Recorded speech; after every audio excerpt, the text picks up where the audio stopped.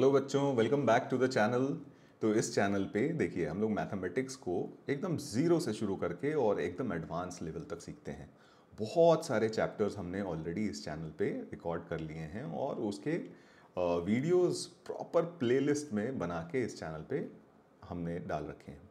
तो रीज़न ये है कि प्रॉपर प्लेलिस्ट और छोटे छोटे वीडियोस हमने डाले हैं ताकि आपको अगर मान लीजिए पूरा चैप्टर नहीं करना और किसी एक पर्टिकुलर सेक्शन में ही डाउट है तो आप सिर्फ उस सेक्शन के वीडियो जाके देखकर अपने डाउट्स क्लियर कर सकते हैं और अपने आप को कॉन्फिडेंट बना सकते हैं प्रॉब्लम सॉल्विंग में। ठीक है, तो आज जो हम लोग करने वाले हैं इस वीडियो में एक पूरा ब्रांड न्यू चैप्टर शुरू करने वाले हैं। कई बच्चों के रिक्वेस्ट आए मेरे पास कि सर आप प्लीज़ ये चैप्टर हमें सिखा दीजिए, समझा दीजिए, क्योंकि हमें क्वेश्चन करने में बहुत परेशानी हो रही है। तो उन बच्चों के लिए और बाकी सारे बच्चों के लिए जिनको इस चैप्टर में थोड़ी सी भी दिक्कत होती है, उसके लिए मैं ये चैप्टर बिल्कुल इनिशियल यानी एकदम ज़ीरो से शुरू करके और एकदम एडवांस लेवल तक लेके जाने वाला हूँ। तो आइए शुरू करते हैं ये चैप्टर। तो जो चैप्टर आज हम शुरू करेंगे इस वीडियो में वो होगा वेक्टर। देखिए जेई के पॉइंट ऑफ व्यू से काफ़ी इंपॉर्टेंट चैप्टर है क्योंकि हर बार सवाल ज़रूर होते हैं इस चैप्टर से। और अगर आपका वेक्टर सही हो गया तो इसके साथ ही एक रिलेटेड टॉपिक होता है दैट इज़ 3 डायमेंशनल ज्योमेट्री, वो भी आपका बहुत सही हो जाएगा। ठीक है, तो देखिए वेक्टर्स के बारे में फिजिक्स में हमने काफ़ी सारी चीज़ें पढ़ी हैं।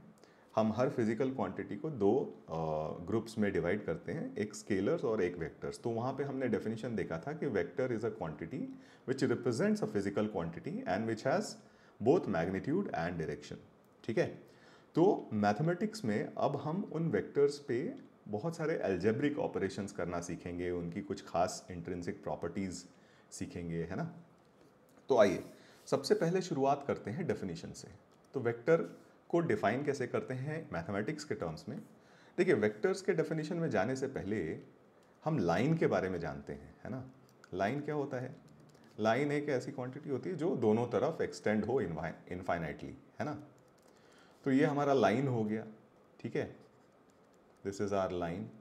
अब अगर इसका दो दो डायरेक्शन हो सकता है, कैसा? ये लाइन या तो इस तरफ डायरेक्टेड हो सकता है या फिर इस तरफ डायरेक्टेड हो सकता है। ठीक है, तो यानी अगर हम इसका डायरेक्शन फिक्स कर दें, इसका डायरेक्शन फिक्स कर दें तो इसको हम क्या कहेंगे? Directed line. ठीक है, ये क्या हो जाएगा हमारा? Directed line.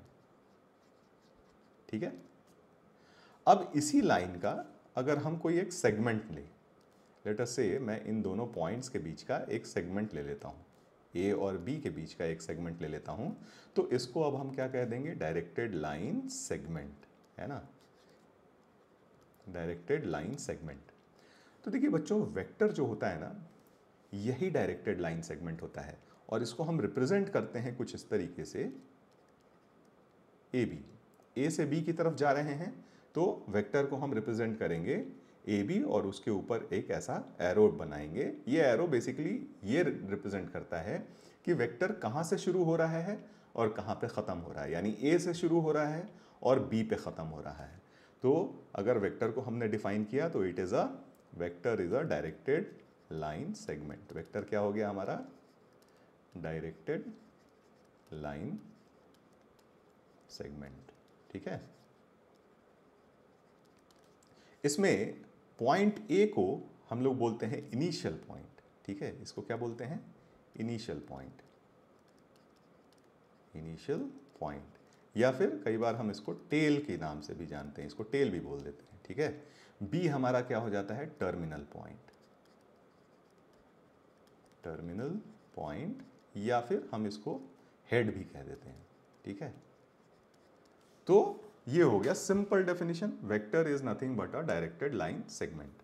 अब देखिए वेक्टर की तीन खास कैरेक्टरिस्टिक्स हैं। ठीक है, सबसे पहला खास कैरेक्टरिस्टिक ये है कि हर वेक्टर के साथ एक लेंथ एसोसिएटेड होता है। क्या होता है? लेंथ, या फिर इसको हम मैग्नीट्यूड भी कहते हैं। ठीक है, मैग्नीट्यूड ऑफ द वेक्टर।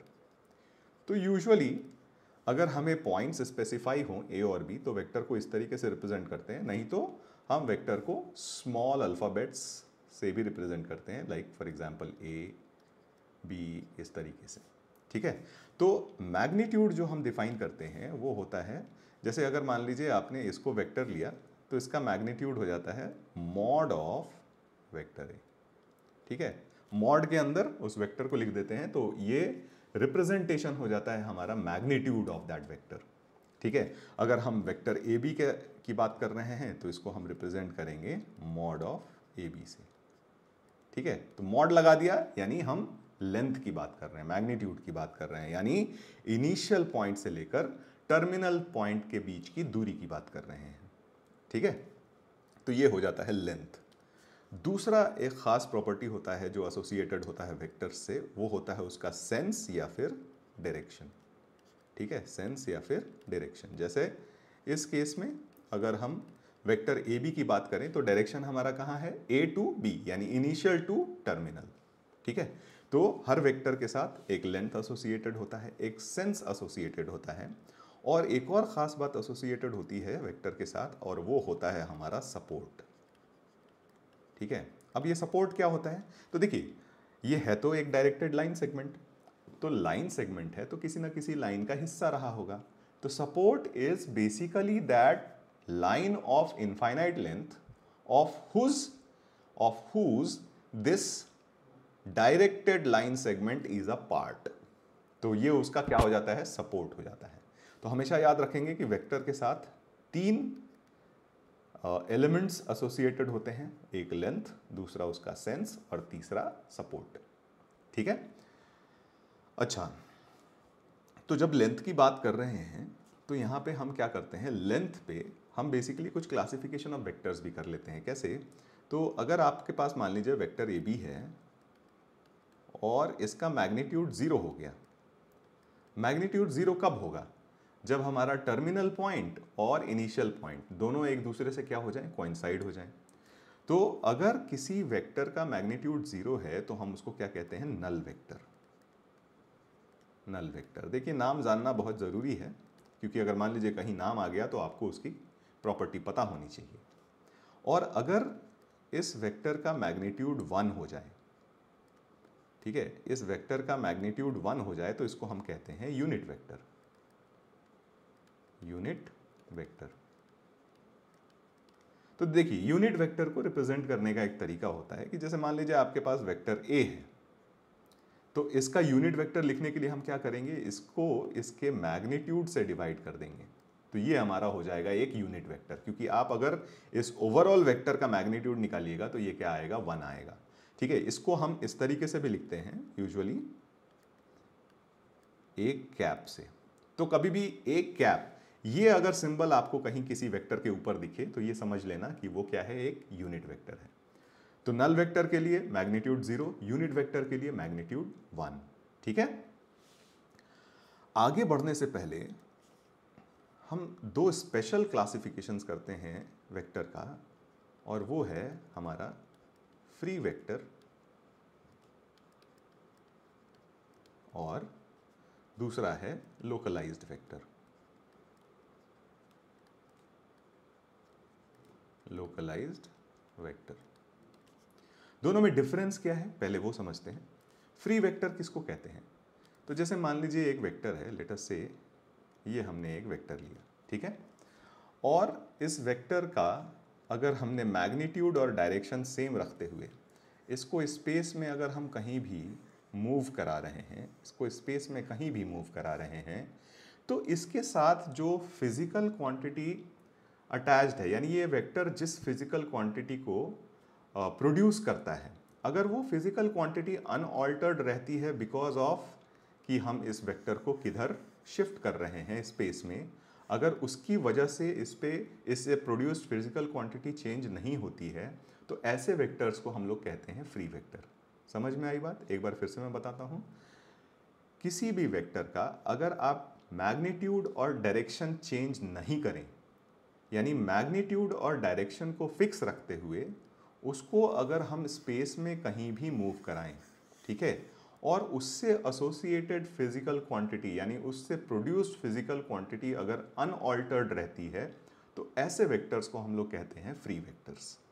और यहीं अगर इससे एसोसिएटेड, इसके मूवमेंट से, स्पेस में इसके ट्रांसफॉर्मेशन से इससे एसोसिएटेड फिजिकल क्वांटिटी अगर चेंज हो जाती है, यानी इससे प्रोड्यूस्ड फिजिकल क्वांटिटी अगर चेंज हो जाती है, तो वैसे वेक्टर्स को हम लोग क्या कहेंगे, लोकलाइज्ड वेक्टर। नाम से ही आपको दिख रहा है लोकलाइज्ड वेक्टर यानी ये लोकेशन डिपेंडेंट है, और फ्री वेक्टर ये लोकेशन इंडिपेंडेंट है। ठीक है, तो आपको ये दोनों चीज़ें याद रखनी पड़ेंगी। अब देखिए, आपको क्या लगता है कि जब अगर हमें इन दोनों के बारे में पता चल गया कि फ्री वेक्टर क्या होता है और लोकलाइज्ड वेक्टर क्या होता है, तो क्या आप गेस कर सकते हैं कि जेई में मेजॉरिटी वेक्टर्स हम किस तरीके के पढ़ने वाले हैं? थोड़ा सोच के और एक आंसर दिमाग में सेलेक्ट कर लीजिए, ठीक है, और देखिए कि आपका आंसर सही है कि नहीं। तो बच्चों, आपको जान के बहुत हैरानी होगी कि जो वेक्टर हम लोग जेई में पढ़ने वाले हैं, या जेई में मेजॉरिटी केसेस में जो वेक्टर की बात होती है, वो होती है फ्री वेक्टर की, यानी ये पोजीशन इंडिपेंडेंट वेक्टर्स होते हैं। ठीक है, कुछ ऐसे वेक्टर्स भी हम लोग देखेंगे जो पोजीशन डिपेंडेंट होते हैं, इनफैक्ट उनको उनको बोलते ही हम पोजीशन वेक्टर्स। ठीक है, पोजीशन वेक्टर्स पोजीशन डिपेंडेंट होते हैं। उसके अलावा जितने भी वेक्टर हम पढ़ेंगे वो सारे के सारे क्या होंगे, फ्री वेक्टर होंगे। ठीक है, यानी आप उनको स्पेस में कहीं भी इधर उधर घुमा लो, उससे एसोसिएटेड फिजिकल क्वांटिटी या उससे प्रोड्यूस्ड फिजिकल क्वांटिटी चेंज नहीं होने वाली है। तो हम मेजॉरिटी केसेस में जो वेक्टर पढ़ने वाले हैं वो होगा फ्री वेक्टर। ठीक है, तो ये बात ध्यान में रखेंगे। ओके, अब चलिए, हम जब वेक्टर्स के अलग अलग तरीके, अलग अलग क्लासिफिकेशंस देख ही रहे हैं, तो उसी क्लासिफिकेशन में आगे बढ़ते हुए हम बात करते हैं इक्वल वेक्टर्स की। तो दो वेक्टर को हम इक्वल कब कहेंगे? ठीक है, इक्वल वेक्टर्स। तो देखिए, तीन इंपॉर्टेंट कैरेक्टरिस्टिक हैं वेक्टर की। क्या क्या? लेंथ, सेंस और सपोर्ट। ठीक है, तो इक्वल वेक्टर्स के केस में आपके पास क्या हो जाता है, इक्वल लेंथ। दो वेक्टर को हम इक्वल तब कहेंगे जब उनके लेंथ दोनों के क्या होंगे, इक्वल होंगे, लेंथ या फिर आप मैग्नीट्यूड कह लीजिए। सेकंड, सेम डायरेक्शन, यानी डायरेक्शन दोनों का क्या होना चाहिए, सेम होना चाहिए, है ना। और तीसरा, सेम और पैरेलल सपोर्ट, सेम और पैरेलल सपोर्ट। तो जब आपके पास ये तीनों चीज़ें दोनों वेक्टर्स में पाई जाएं, यानी दोनों वेक्टर के इक्वल लेंथ हो, दोनों वेक्टर का सेम डायरेक्शन हो, और दोनों वेक्टर का सेम या फिर पैरेलल सपोर्ट हो, तो ऐसे वेक्टर्स को हम लोग क्या कहेंगे, इक्वल वेक्टर्स कहेंगे। ठीक है, अगला क्लासिफिकेशन हम जो देखते हैं वो होता है हमारा कोलिनियर वेक्टर्स। कोलिनियर, या फिर इनको हम पैरेलल वेक्टर्स भी कहते हैं। अब देखिए, दो वेक्टर्स कोलिनियर या पैरेलल कब होते हैं, उसका हम कैरेक्टरिस्टिक तो देखेंगे ही। पहले डेफिनेशन जान लेते हैं कि क्या होता है। तो जैसे मान लीजिए हमारे पास एक वेक्टर है, लेट अस से this is one vector which is A, this is another vector in the same direction of that of A, तो ये वेक्टर B, और एक और वेक्टर हम लेते हैं कुछ इस तरीके से, वेक्टर C। ठीक है, तो ये A और B, ये दोनों कॉम्बिनेशन, इन दोनों को साथ में अगर हम कंसिडर करेंगे तो इनको हम क्या कह सकते हैं, कोलिनियर वेक्टर्स। A और C को भी हम साथ में क्या कह सकते हैं, कोलिनियर वेक्टर्स, और B और C को भी क्या कह सकते हैं हम साथ में, कोलिनियर वेक्टर्स। यानी कोलिनियर वेक्टर्स का डेफिनेशन ये हो गया कि आपके पास दो वेक्टर्स कोलिनियर हम तब कहेंगे जब या तो वो सेम सपोर्ट या फिर पैरेलल सपोर्ट के हों। ठीक है, यानी वेक्टर्स हैविंग सेम और पैरेलल सपोर्ट।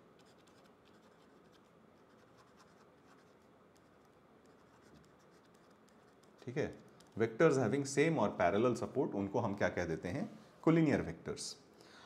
अब बात आती है कि अगर दो वेक्टर्स कोलिनियर हैं तो उनके बीच में मैथमेटिकल रिलेशन क्या होगा। तो जैसे मान लीजिए यहाँ पे A और B ये दोनों ही क्या हैं, पैरेलल या कोलिनियर वेक्टर्स हैं। तो उनके बीच में जो रिलेशन होता है ना, वो ये होता है कि if A and B are collinear vectors,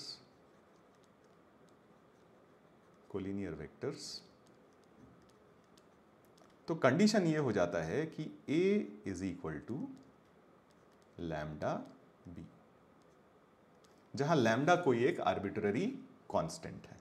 ठीक है, तो अगर दो वेक्टर कोलिनियर हुए तो उसके उसके लिए रिलेशन क्या हो जाएगा, a is equal to lambda B.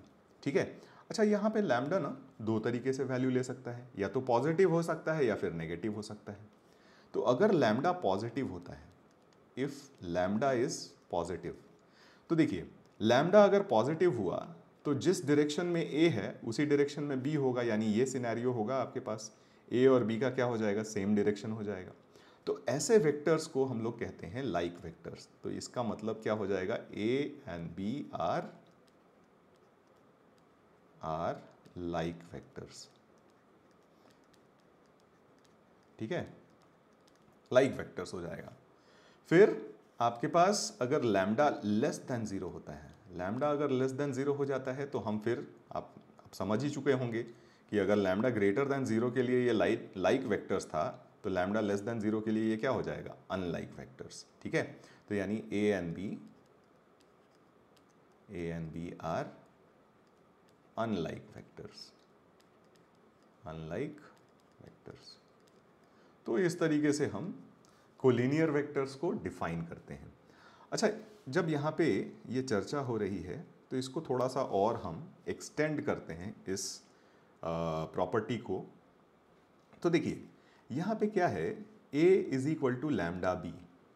तो क्या हम यहाँ से कह सकते हैं कि ये जो a और b है ये आपस में क्या है, लीनियरली डिपेंडेंट है। क्या है, लीनियरली डिपेंडेंट है। ठीक है, तो कभी भी दो कोलिनियर वेक्टर्स हैं अगर आपके पास, तो वो आपस में हमेशा क्या होंगे, लीनियरली डिपेंडेंट होंगे। और यहीं अगर आपके पास non zero non collinear vectors हैं, so two non zero non collinear vectors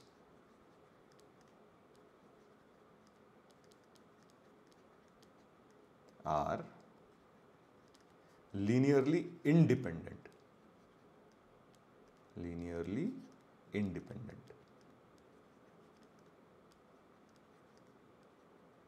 इसका मतलब क्या हुआ, तो जैसे मान लीजिए कि से A and B are non-collinear vectors, non-collinear vectors। A और B मान लीजिए नॉन कोलिनियर वेक्टर्स हैं, एंड आपके पास रिलेशन है XA plus YB is equal to 0। तो देखिए अभी अभी हमने बात करी कि अगर आपके पास नॉन कोलिनियर वेक्टर्स है तो ये लीनियरली डिपेंडेंट नहीं हो सकते, लीनियरली इंडिपेंडेंट होंगे। तो अगर मान लीजिए x नॉन जीरो हुआ तो a को हम लीनियर कॉम्बिनेशन ऑफ b में रिप्रेजेंट कर सकते हैं। देखिए लीनियर कॉम्बिनेशन मतलब क्या हुआ, लीनियर कॉम्बिनेशन a को लीनियर कॉम्बिनेशन ऑफ b में रिप्रेजेंट करने का मतलब क्या हुआ कि a को हम सम कांस्टेंट इनटू b के फॉर्म में रिप्रेजेंट कर सकते हैं। ठीक है, तो यहाँ पे भी अगर देखिए कि अगर x नॉन जीरो होगा तो a को आप एक लीनियर कॉम्बिनेशन ऑफ b में रिप्रेजेंट कर सकते हो, जहां a की value minus Y upon X, तो ये कांस्टेंट हो गया, टाइम्स b, तो ये तो लीनियर डिपेंडेंस हो गया है ना। लेकिन यहाँ पे लीनियर डिपेंडेंट नहीं हो सकता है, तो यानी x की वैल्यू नॉन जीरो नहीं हो सकती। सिमिलरली y की वैल्यू नॉन जीरो नहीं हो सकती। यानी कहने का मतलब ये है कि अगर आपके पास a और b दो नॉन कोलिनियर वेक्टर्स हैं और नॉन जीरो हैं ऑब्वियसली, तो अगर आपके पास ऐसा कोई रिलेशन दिखता है कि x times of a plus Y times of b is equal to zero, तो इसका कंक्लूजन आप डायरेक्टली ये निकाल सकते हो कि ये तभी पॉसिबल है जब x is equal to zero हो and y is equal to zero हो, यानी x और y दोनों को क्या होना पड़ेगा, जीरो। जैसे फॉर एग्जाम्पल एक एग्जाम्पल ले लेते हैं कि इस पे सवाल किस तरीके से बनते हैं। तो जैसे फॉर एग्जाम्पल मान लीजिए हमारे पास if A and B are non-collinear vectors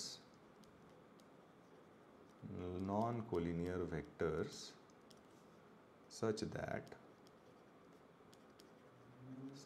suppose यहाँ पे मैं एक इक्वेशन लिखता हूँ, sine theta minus half a plus cos theta minus √3/2 b is equal to 0, then find general values of theta. General values of theta. तो देखिए यहाँ पे दिया हुआ है a and b are non collinear vectors, और यहाँ पे आपको एक linear combination between a and b दे दिया गया है। तो ये नॉन कोलिनियर है, तो इसका मतलब कहने का क्या हो जाएगा कि a का कोएफिशिएंट और b का कोएफिशिएंट साइमल्टेनियसली ज़ीरो होना चाहिए। यानी यहाँ से आपके पास जो कंक्लूजन आएगा, कंक्लूजन ये आ जाएगा कि आपका साइन थीटा माइनस हाफ ये ज़ीरो होना चाहिए, and simultaneously cos theta minus √3/2 ये भी क्या होना चाहिए, ज़ीरो होना चाहिए। यानी कहने का मतलब ये हो गया कि sine theta is equal to half and cos theta is equal to √3/2। अब जनरल सॉल्यूशन कैसे लिखेंगे? तो ट्रिग्नोमेट्रिक इक्वेशन में हमने देखा था, तो साइन थीटा इसका पीरियड क्या होता है 2π, कॉस थीटा इसका भी पीरियड क्या होता है 2π। तो हम 0 से 2π के बीच में वो वैल्यू ऑफ थीटा देखेंगे जिसके लिए ये दोनों इक्वेशन साइमल्टेनियसली ट्रू हों। तो इसके लिए करस्पॉन्डिंग हमारा 0 से 2π के बीच में अगर दोनों ही इक्वेशन साइमल्टेनियसली ट्रू हैं तो ये थीटा इज इक्वल टू π/6 के लिए ही वैलिड है। और पीरियड क्या है साइन थीटा और कॉस थीटा का 2π। तो पीरियड में हम क्या करेंगे, n से मल्टीप्लाई करके जो स्मॉलेस्ट एंगल हमारा आया उसको हम ऐड कर देंगे। तो यहाँ से हमारा जनरल सोल्यूशन थीटा का आ जाएगा 2nπ plus π/6 and this will be our answer. ठीक है, समझ में आई बात? अगर आपके पास non zero non collinear vectors दिए हुए हैं तो और उनका एक इस तरीके का लीनियर कॉम्बिनेशन दिया हुआ है, तो ये तभी ट्रू होगा जब आपके पास a का भी कोएफिशिएंट 0 हो जाए और b का भी कोएफिशिएंट 0 हो जाए। ठीक है, ओके, चलिए आगे बढ़ते हैं। अब यहाँ पे हमने वेक्टर का डेफिनेशन देख लिया और कुछ टाइप ऑफ वेक्टर्स भी हमने देख लिए। ठीक है, अब हम आगे बढ़ सकते हैं किस पे? अलजेब्रा ऑफ वेक्टर्स पे। तो बात करते हैं हम लोग अलजेब्रा ऑफ वेक्टर्स की। ठीक है, तो देखिए बहुत सारी चीज़ें हमें पहले से ही पता हैं, तो इसलिए हम इसको थोड़ा सा उतना ज़्यादा स्ट्रेसफुली नहीं देखेंगे, क्योंकि ये चीज़ें बहुत आसान हैं और जेई लिटरली इस पे बहुत ज़्यादा फोकस नहीं करता है, because these are very trivial things. ठीक है, लेकिन फिर भी हम एकदम ज़ीरो से और एकदम मैक्सिमम तक इसको लेके जाएंगे। तो अलजेब्रा ऑफ वेक्टर्स में सबसे पहला जो हम लोग देखेंगे वो देखेंगे addition of vectors. Addition of vectors.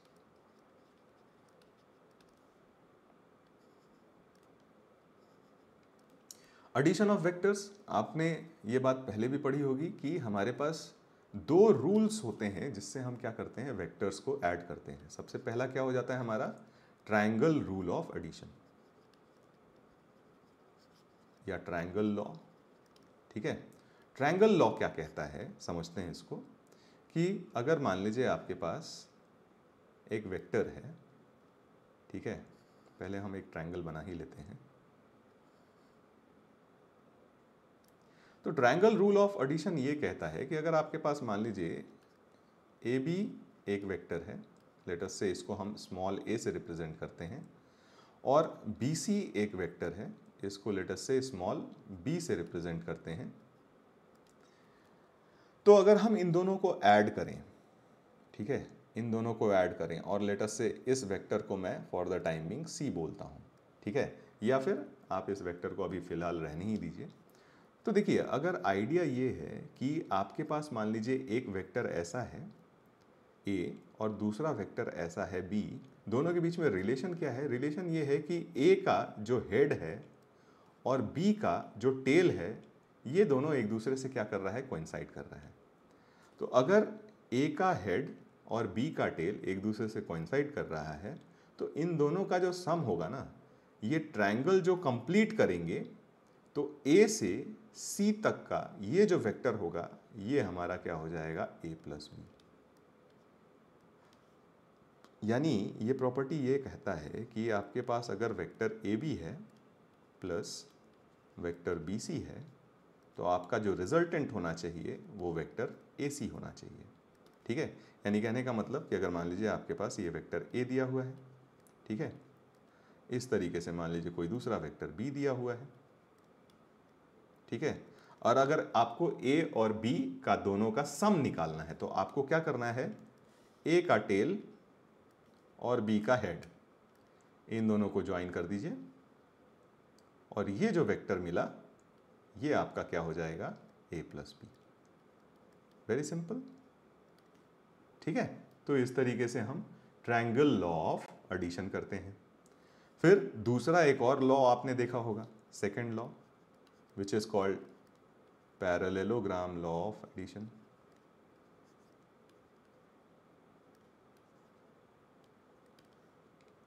Parallelogram law कब एप्लीकेबल होता है, तो जैसे मान लीजिए आपके पास एक वेक्टर है ए, ठीक है, इस तरीके से, और दूसरा वेक्टर है बी। अब दोनों वेक्टर्स के इसमें और ट्रायंगल लॉ में डिफरेंस क्या है ये बात समझ लीजिए। यहाँ पे क्या था, यहाँ पे एक का हेड और दूसरे का टेल कोइंसाइड कर रहा था। यहाँ पे क्या है, दोनों का टेल कोइंसाइड कर रहा है या फिर दोनों का हेड कोइंसाइड कर सकता है। तो अगर मान लीजिए दोनों का टेल कोइंसाइड कर रहा है या फिर दोनों का हेड कोइंसाइड कर रहा है तो उस केस में जो लॉ एप्लीकेबल होगा वो क्या होगा, पैरेललोग्राम लॉ। अब ये लॉ क्या कहता है कि जैसे आपका ये वेक्टर ए है और ये वेक्टर बी है तो इसका रिजल्टेंट निकालने के लिए आप क्या करो, इन दोनों को एडजेसेंट साइड्स लेते हुए आप एक पैरेललोग्राम कंप्लीट करो। तो चलिए हम पैरेललोग्राम कंप्लीट कर लेते हैं अपना। तो लेट अस से ये हमारा पैरेललोग्राम कंप्लीट हो गया। ठीक है, अब बात ये है कि जैसे ही आपका पैरेललोग्राम कंप्लीट होता है तो ये जो डायगोनल दिख रहा है आपको, ये जो डायगोनल दिख रहा है यही हमारा क्या हो जाता है, ए प्लस बी, यानी डायगोनल ऑफ द पैरेललोग्राम। ठीक है, दिस डायगोनल जो दोनों वेक्टर्स के कॉमन पॉइंट से ओरिजिनेट होने वाला जो डायगोनल होगा वो हमारा क्या हो जाएगा, ए प्लस बी, यानी resultant of the two vectors. ठीक है, तो इसको हम लोग कह देते हैं पैरेललोग्राम लॉ ऑफ एडिशन। ये चीज़ें हम पहले से भी जानते हैं। ठीक है, तो आइए एक एग्जाम्पल करते हैं इस पे बेस्ड। देखिए क्वेश्चन ये है हमारा कि if sum of two vectors, two unit vectors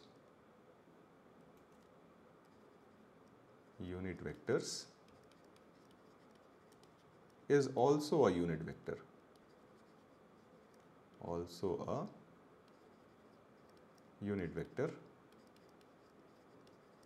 then find magnitude of their difference,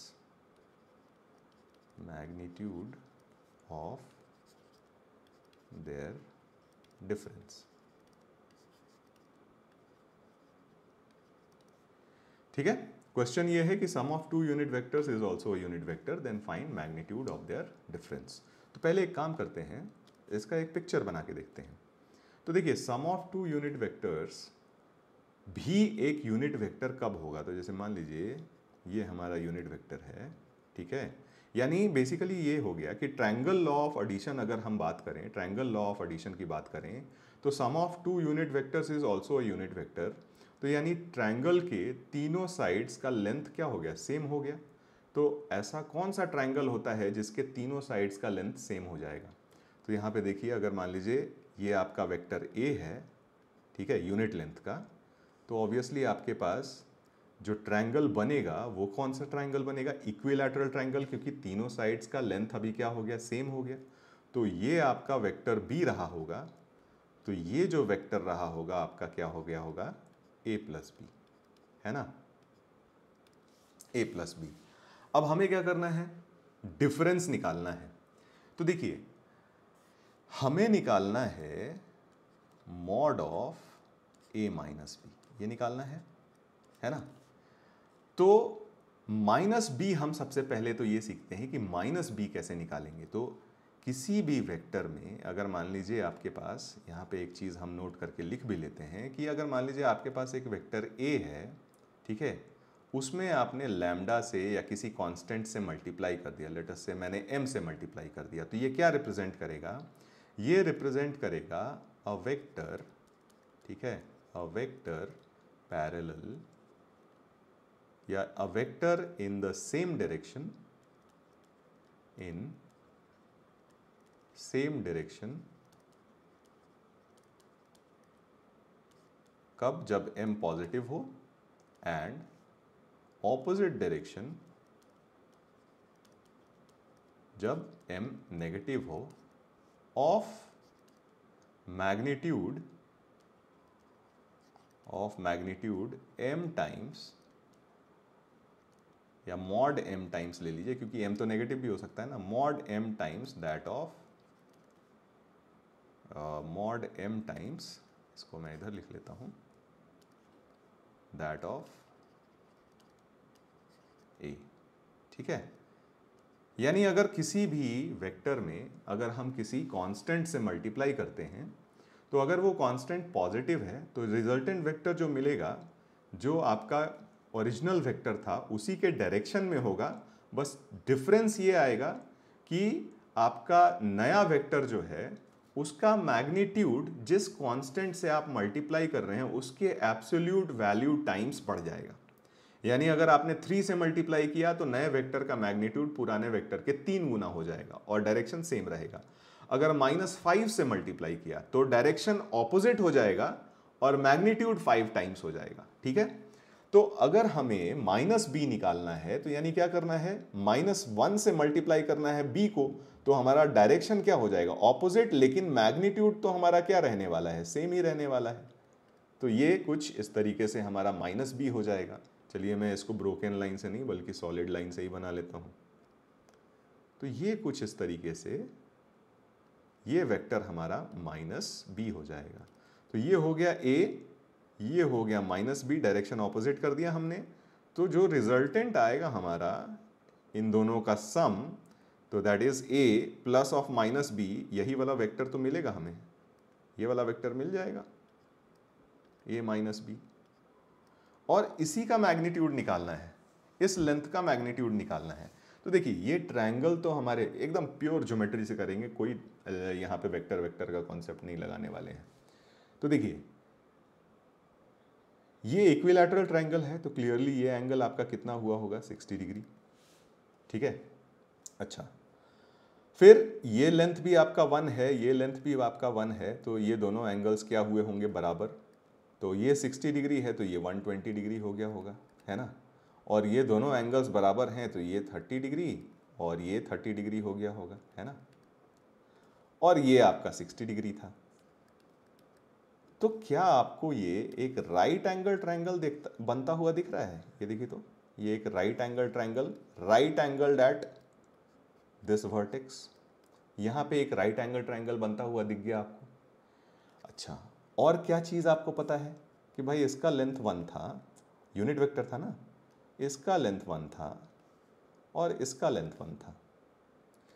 तो आपको ये वाला साइड लेंथ पता है 1 यूनिट, हाइपोटेनस का साइड लेंथ पता है 2 यूनिट्स, तो इसका साइड लेंथ निकालने में फिर क्या परेशानी है, बिल्कुल हम पाइथागोरस थ्योरम से इसको आराम से निकाल सकते हैं। तो मॉड ऑफ ए बी हमारा सीधे सीधे यहाँ से क्या हो जाएगा, mod of A minus B, sorry, ये हो जाएगा रूट ओवर हाइपोटेनस का स्क्वायर, दैट इज 2 स्क्वायर, ठीक है, 2 square minus base square, that is 1 square. तो ये वैल्यू हमारी कितनी हो जाएगी, √3। तो जो हमें मैग्नीट्यूड ऑफ देयर डिफरेंस निकालना था वो कितना आ जाएगा, √3, and this will be our answer, ठीक है। √3 हमारा क्या हो जाएगा, आंसर हो जाएगा, ठीक है। तो प्योर ज्योमेट्री से हम इस सवाल को बहुत आसानी से कर सकते हैं। आइए एक और क्वेश्चन लेते हैं। क्वेश्चन ये है, इसको मैं ड्रॉ करके ही आपको दिखाता हूं। लेट अस से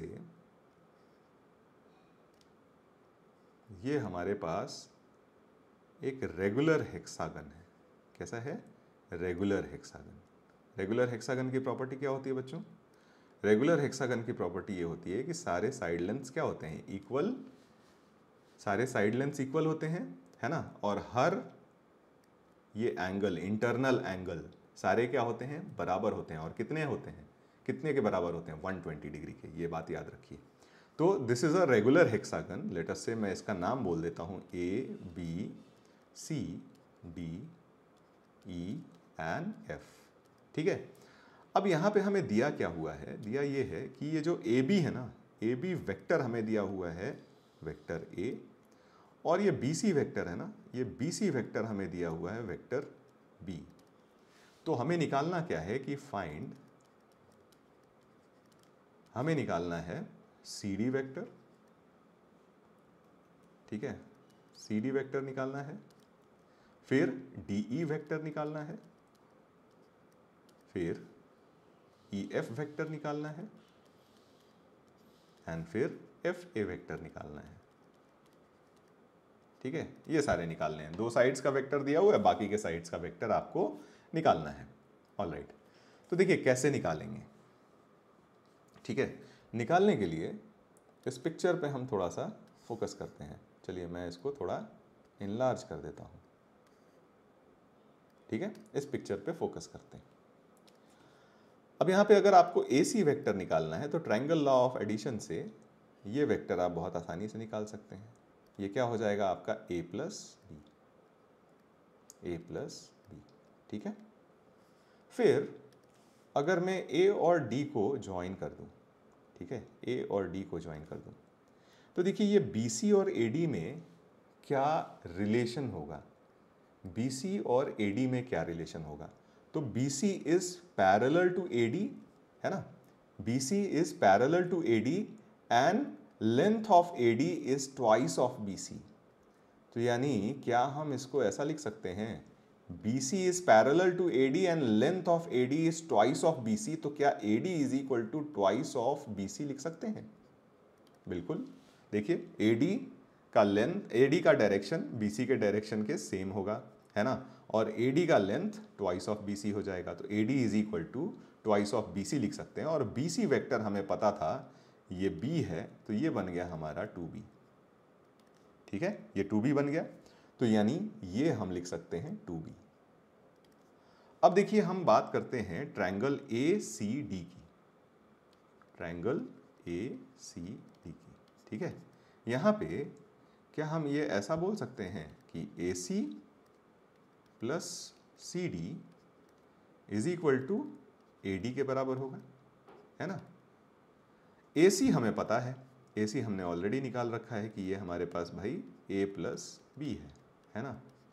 CD हम जानते नहीं हैं क्योंकि ये हमें निकालना है, और AD हमने अभी अभी निकाल लिया कि ये 2B है। तो यहाँ यानी यहाँ से हम CD वेक्टर निकाल सकते हैं, that is B minus A। ठीक है, CD हमारा निकल गया, तो ये आ गया आपका CD which is B minus A। ठीक है, फिर बात करते हैं DE वेक्टर की। तो अगेन DE और AB में रिलेशन देखिए, ये दोनों एक दूसरे के पैरेलल हैं और दोनों का लेंथ क्या है? सेम है। बस डिफरेंस ये है कि AB का डायरेक्शन और DE का डायरेक्शन एक दूसरे के क्या है? ऑपोजिट है। AB और DE वेक्टर में डायरेक्शन में अगर हम बात करें तो दोनों एक दूसरे के ऑपोजिट हैं और लेंथ दोनों का सेम है। तो इस वाले प्रॉपर्टी से अगर हम देखें तो हम क्या लिख सकते हैं? DE वेक्टर जो होगा वो क्या हो जाएगा? Minus of AB vector. Length same, direction opposite, AB vector हमें पता था, तो ये बन जाएगा हमारे पास माइनस ऑफ A। तो यानी ये वेक्टर हमें मिल गया माइनस ऑफ A। ठीक है, फिर बात आती है EF वेक्टर की। तो अब EF और BC में देखिए, EF और BC में तो clearly EF is of opposite direction that of BC और लेंथ सेम है। तो EF is equal to minus of BC हो जाएगा, और BC वेक्टर हमारे पास था B, ये हो गया माइनस B। ठीक है, सिमिलरली एफ ए वेक्टर अगर आप निकालोगे एफ ए, तो एफ ए जो है वो सी डी के ऑपोजिट है और लेंथ दोनों का सेम है, तो F A will be equal to minus of C D, है ना। और सी डी हमने निकाला था क्या, बी माइनस ए, तो माइनस ऑफ बी माइनस ए, या फिर आप इसको लिख सकते हो ए माइनस बी। तो ये हमारे आंसर हो जाएंगे। यानी अगर आपको किसी भी रेगुलर हेक्सागन के दो adjacent sides in terms of a vector दिए हुए हैं, तो आप बाकी सारे साइड्स के करस्पॉन्डिंग वेक्टर्स निकाल सकते हो। ठीक है, तो नेक्स्ट वीडियो में हम और भी इंटरेस्टिंग फैक्ट्स और भी अच्छे अच्छे क्वेश्चंस देखेंगे to understand this chapter in a much better way. ठीक है, ऑल द बेस्ट बच्चों, कीप स्टडीइंग। वीडियोस को लाइक और सब्सक्राइब और अपने दोस्तों में शेयर ज़रूर करिए। ठीक है, तो नेक्स्ट वीडियो में मिलेंगे। Thank you, good bye.